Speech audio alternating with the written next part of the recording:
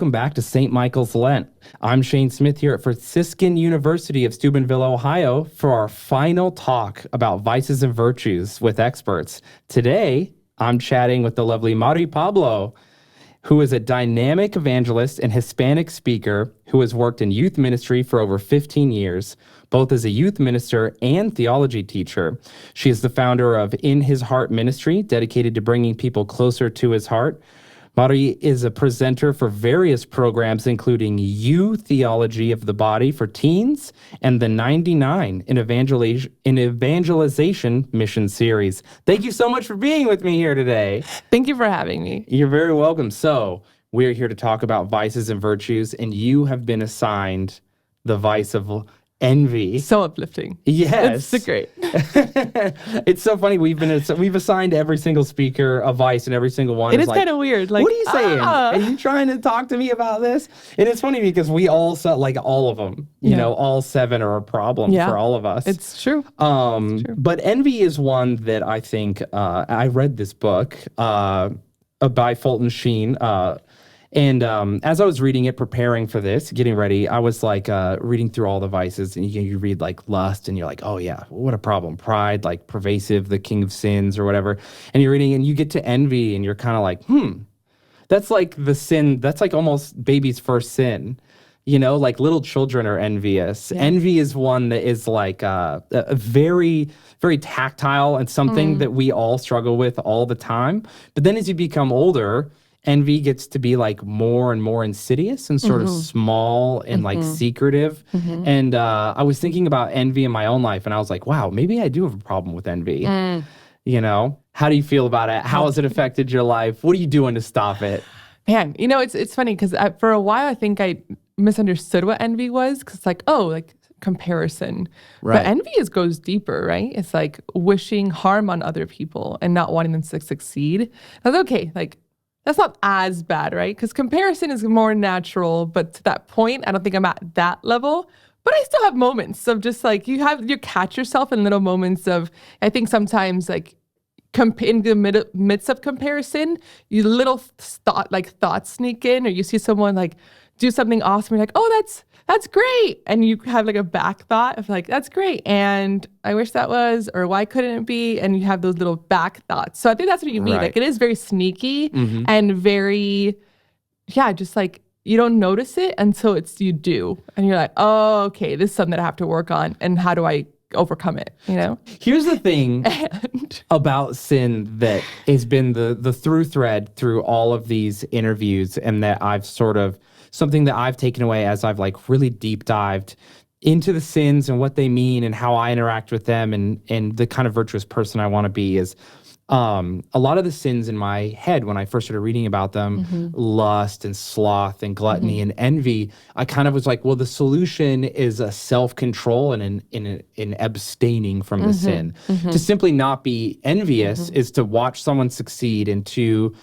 simply not care or to just not feel the envy. But in reality, it turns out that so much of the cure to these sins or the way to deal with them is not to just abstain, but to attack. Yeah. And so it's not enough that I must see someone else succeed and not wish them ill or to not be frustrated, but that I should see them succeed and I should actively seek out to celebrate others. I should actively seek out to lift others, even when they have nothing to do with me, to like attack the sin. Yeah. I was talking about this earlier, but when Christ tells Peter, he said, I will build this church, on this church, you'll be the rock, I give you the keys of the kingdom, and the gates of hell shall not prevail against it. Yeah. And I was thinking about that, and many people hear that and they think the gates of hell will not prevail against the church, as if the gates of hell are attacking. But gates don't attack. You attack gates. Christ isn't telling us that hell is attacking us. Yeah. He's arming us to siege hell. We are attacking the fortress of hell. The gates will not succeed. We are going to blow through the gates. We are going to get into the evil kingdom, and we are going to evangelize it. Yeah. And so that's awesome. Yeah. Isn't that, it's awesome. I'm a very visual person, so it's like playing out really cool in my head. Yeah, it's a hype imagery. Just think about you get some catapults in there, like, a lot of dudes with swords. Yeah. You know, of course, Joan of Arc, a couple ladies in there too. It's awesome, but then you realize like Christ isn't asking us to abstain. He's not asking us to sort of just be, and he's not asking us to rest. He's telling us, he's not asking, he's telling us go. attack. Your job isn't to resist sin simply, it's to pick up your sword and your shield and get out there and make things happen. Yeah. And so when it comes to the sin of envy, I think it's so easy to just be like, well, I celebrate this person personally. Or I'm not envious. I don't think about the neighbor's boat. I don't want a boat. But that's not you overcoming envy. Yeah. That's you rationalizing envy. It's funny that you say that. I was thinking with envy, I mean, social media is going to come up, at least for me, right? It, like, people are posting like the edited, highly, version, fake lives. But you're going through like, wow. And I think that's where you see it. And now that you're saying it, it's like, it's not just about, well, I'm just never going to go on social media ever again. And sometimes that's necessary and that's good. Right. But it's a thing of like, how can I celebrate this? And how can I go for it? And how can I just, I don't know, in my head, just like the attacking in like a positive way of striving for virtue should be a daily invitation to battle, Right. And to like just go for it. And then there's the even more confusing where you don't want to fall into pride, whereas pride is not associated with the truth. Because if I see my friends post and I go, I'm gassing them up, you look great, you're doing so good, when they're not. Yeah. Or maybe they're they're posting posting things that are like clearly for attention. Do I want to give them the attention?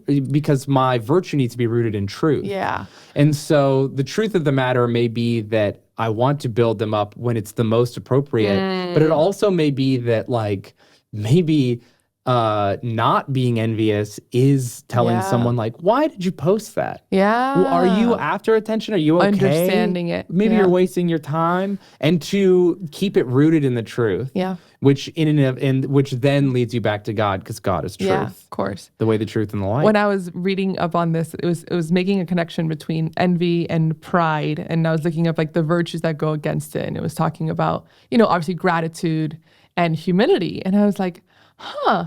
And I was like looking at it, I was like, I wonder where that's connected. And humility, the best definition I've ever heard in my life, and I forgot where it came from, but it says, seeing yourself as God sees you, no more and no less. And in that, I think that that's a really good way of also seeing other people, like seeing them as God sees them. Right. Like no more, no less. And if we did that, then we're like honoring people, we're celebrating people. We're not making up stories. We're not like saying that they climbed Kilimanjaro when they didn't. You know what I'm saying? Yeah. But we're going to honor who they are and the gift that they do have and what they're doing, and also honor what we're doing and allowing ourselves to really meet there. And this sounds really pretty when we talk about it, and I know that it's so much harder, right? Like it's just so much harder, but it's that daily decision of let's attack this and let's strive for it and let's recognize why it's hard. Right. Yeah. I always think about how the saints exist, and we kind of talk about them in this sort of like generalized term, which is fair. They're the body of Christ, as are we. Yeah. But when you talk about the saints just in general and their accomplishments, their main accomplishment and the thing that we love so much about them and we're so happy for them and that draws us closer to them is that they're all in heaven. And that's the goal. Yeah, they are. It's not anything else, right? And so to get to heaven is the whole deal. Yeah. And so it's not necessarily what they accomplished. It's like, is that saint in heaven? Then that's very impressive and beautiful and good. And then it brings you back to that like age-old 3 skulls on the mantle. One was a king, one was a pauper, one was a warrior. Can you tell me which one was which? And you can't. They're all skulls. It's true. Exactly. It's true. And They're so, I remember I visited Rome like a bunch of years ago. Have you gone to the church that has like catacombs? No, but I want to so it's literally badly. a church that the whole thing is made up of the bodies of old Franciscan friars. Rocks so hard. Like literally, like you walk in, it's just like bones turned into art. Yes. And then you go through each room and each chapel is just like more bones. And then at the end, it's like memento mori. Right? Like you are dust. And you're like, oh my gosh.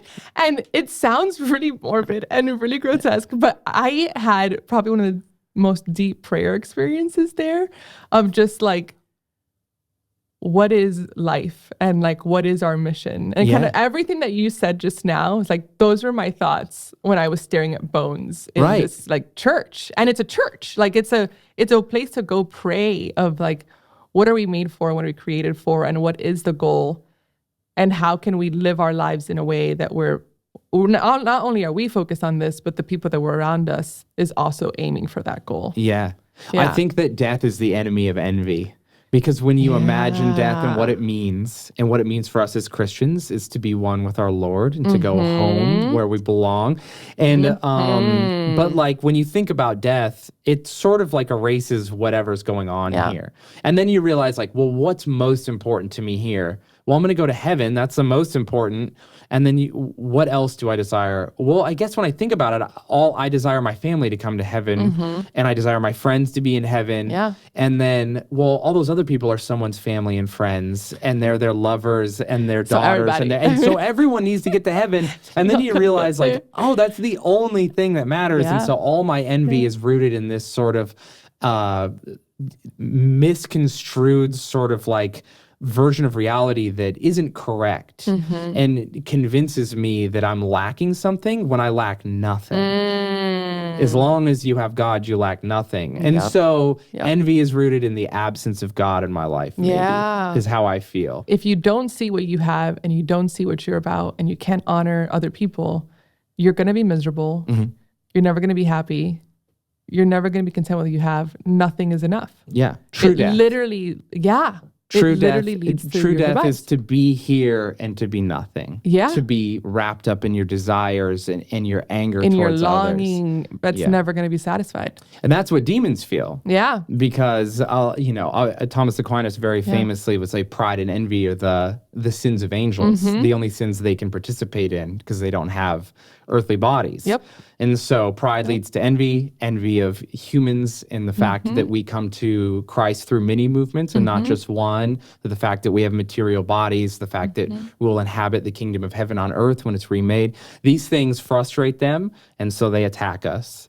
And sin darkens the intellect, and that's why they're just out of their minds and completely crazy. And They need help. and it is something to think about. It's so interesting. I'm the army thing, like the going up to battle, I can totally relate to that. So in my head, I'm thinking like, if you have a sledgehammer or an axe or a sword and you hit one vice and then you can hit another one and then you can hit another one, it becomes easier because you're building up stamina and you're building up determination and you're able to recognize it more and you can see it hiding behind different walls, right? And so it does make sense of like, this is the more we attack vices, the more we're going to grow in virtue. And the more we can live in this freedom and live in a life of love and joy and peace and all the things that the gifts give us. We must not be Catholic by accident. Yeah. We must be Catholic on purpose. Yes. And yes. So I think people are called to that. And if it pleases you, we must not be Christian on accident. Yeah. We must be Christian on purpose, Yes. is the quote. Take that to the bank. So I think that that's the conversation. I feel very good about it. Do you have anything you want to add before we get out of here? I think that's it. The main thing is strive for holiness and allow the Lord to do that and help the Lord pick up your axe with you so you can defeat all evil. I love that. Thank you so much. This has been lovely. Thank you. Yeah.